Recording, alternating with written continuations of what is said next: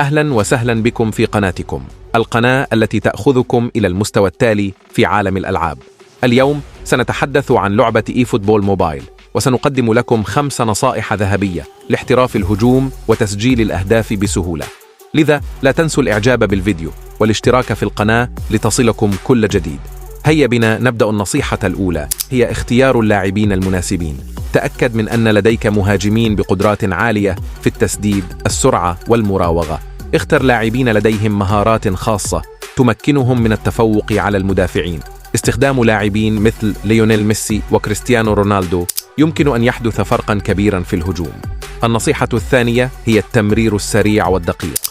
اللعب السريع والتحكم الجيد بالكرة يسمح لك بكسر دفاع الخصم وخلق فرص تهديفية.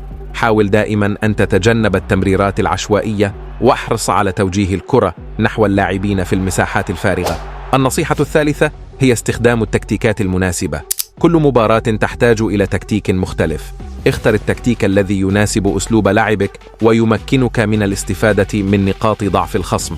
التكتيكات مثل الهجوم المضاد أو الهجوم المستمر يمكن أن تكون فعالة جدا إذا تم استخدامها بشكل صحيح. النصيحة الرابعة هي التدرب على التسديد من زوايا مختلفة. لا تكتفي بالتسديد من وسط الملعب، بل جرب التسديد من الجوانب والزوايا الضيقة. هذا سيزيد من فرصك في تسجيل الأهداف، وسيجعل من الصعب على حراس المرمى توقع تحركاتك. النصيحة الخامسة والأخيرة هي الاستفادة من التبديلات.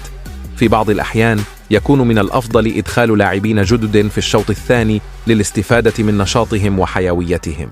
قم بإجراء التبديلات في الوقت المناسب، واستغل اللاعبين الاحتياطيين لتعزيز الهجوم وتغيير مجرى المباراة.